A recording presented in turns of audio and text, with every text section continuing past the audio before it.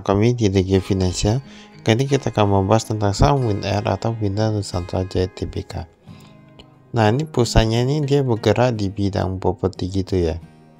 Untuk laporan keuangan nilainya itu satuan penuh dan bentuk itu dia rupiah. Custom banknya kita lihat di sini dari 1 miliaran sekarang menjadi 2 miliaran. Kemudian dari persediaan 125 menjadi 124 miliaran. Artinya apa? Dia berkurang yang persediaannya ya. Total aset di sini oke lah dia bertambah. Tapi kita lihat dulu apakah hutang atau apa.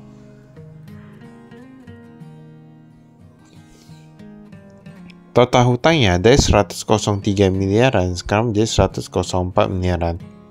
Nah, di sini sekilas dia bertambah itu kurang lebih sekitar 900-an miliaran ya. Sekitar 900-an jutaan. Nah, sekitar 900-an jutaan, kemudian ekuitasnya itu meningkat sekitar 3 miliaran. Nah, ini berarti peningkatan ekuitas masih lebih banyak daripada peningkatan hutangnya. Tapi kalau kita lihat di sini, saya hutangnya itu tergolong cukup banyak sih menurut kami. Pendapatannya dari 6 miliaran menjadi 8 miliaran. Wah, ini cukup bagus. Pendapatan meningkat di saat-saat seperti ini. Laba kotor, laba usaha. Nah, di sini mereka dapat pendapatannya setiap penghasilan lain-lain ini sebesar 1,3 miliaran yang membuat laba mereka jadi meningkat. Artinya laba mereka itu cuma 2 miliaran dari yang penjualannya. Tapi mereka kayaknya ada dapat dari pasien lain, entah pasien keuangan atau gimana nih. Pokoknya labanya itu sekarang dari 1,18 miliaran sekarang menjadi 3 miliaran. Artinya dia meningkat hampir 3 kali lipat kalau menurut kami. Nah, kita nanti lihat. Untuk perusahaan properti memang sekarang meningkat 3 kali lipat. Tapi nanti perlu lihat lagi apakah dia persediaannya mendukung untuk kedepannya atau enggak. Pembayaran kepada pemasok kita lihat. Nah, dia bukan cukup drastis. Kemarin dia 2 miliaran, sekarang cuma 500-an juta. Nah, itu yang perlu kita lihat.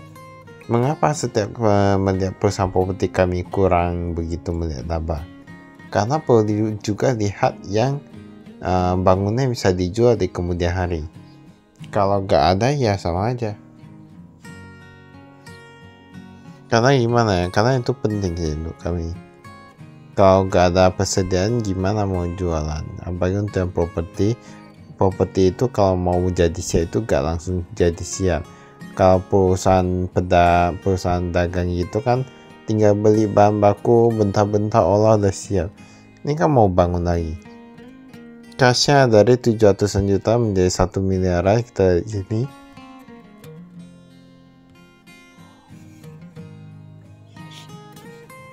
Ini ada beberapa peningkatan di bank umumnya, kayak bank BCA dan lain, bank BRI atau BNI tadi.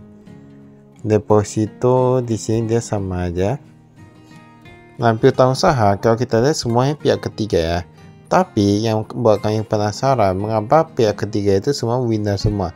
Winner Sweet Home, winner Green Canyon, winner Mangrove, winner Flower, winner Goshen. Nah, semua winner. Nah, mengapa bisa seperti itu? Nah, kalau kita lihat di sini, ini sebenarnya cash flow-nya agak sedikit apa juga ya. Tapi ini kan perusahaan properti, jadi agak wajar juga. Piutang lain-lain.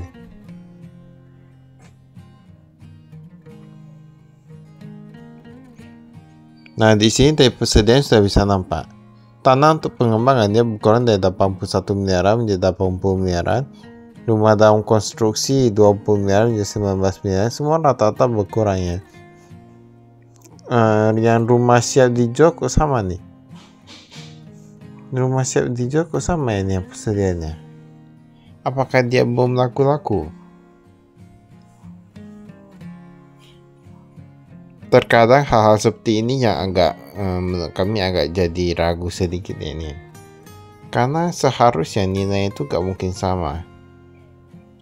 Seperti kita bilang ke properti gimana bisa sama? Harganya tiap tahun ada yang meningkat, ada yang menurun. Persediaan properti investasi tanahnya 96 miliaran. Nah, ini bisa dari sini ya, ini luasnya ini berapa nih? Ada 1000 meter persegi, ada 4000, 6000.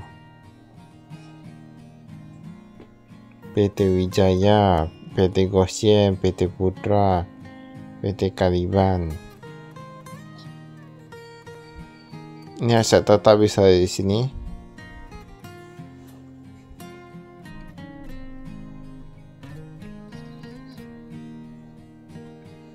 Menurut kami perusahaan properti kalau dia meningkat labanya itu pun perlu hati-hati juga ya. Karena entah mengapa perusahaan properti kayaknya agak sedikit berpengaruh dengan suku bunganya.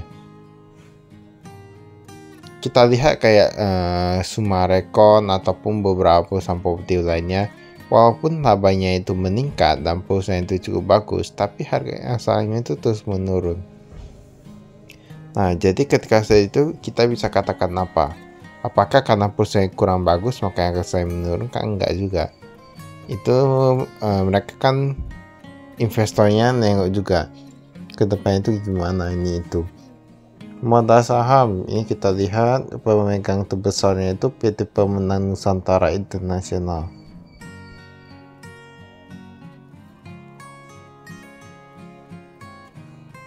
Nah, ini kepemilikan sahamnya kayaknya sama ya, gak ada yang berubah.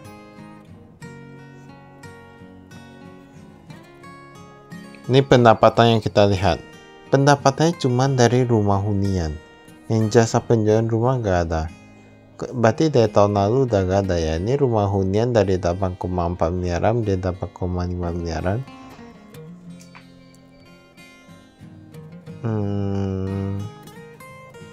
Kita skip. Beban usahanya kita lihat. Promosi dan penjualan. Oh, berarti dia meningkat ya. Tapi misalnya kalau promosi dan penjualan bebannya itu dia meningkat sedikit, tapi penjualan meningkat banyak, nah itu masih oke lah ya. Beban administrasi dan umum. Nah, ini terlalu banyak sih menurut kami. Gaji dan karyawannya malah meningkat sangat banyak. Jadi perlu hati-hati ya. Beban umum dan administrasi itu tetap harus ditekan. Jangan karena udah laba sedikit, nah langsung ditingkatkan, karena itu bahaya. Kita gak tahu kapan penjualannya naik, kapan penjualannya turun. Nah, ini sama aja ya, penjualannya dari rumah hunian. Jadi kalau perusahaan properti itu dia memang ada juga jasa penjualan rumah gitu ya. Jadi misalnya mereka punya marketing sendiri, taruh di properti mereka. Nanti orang lain atau gimana bisa tawarkan mereka bantu jualan gitu juga ya. Maka itu saja dari kami, sekian, terima kasih, saya investasi.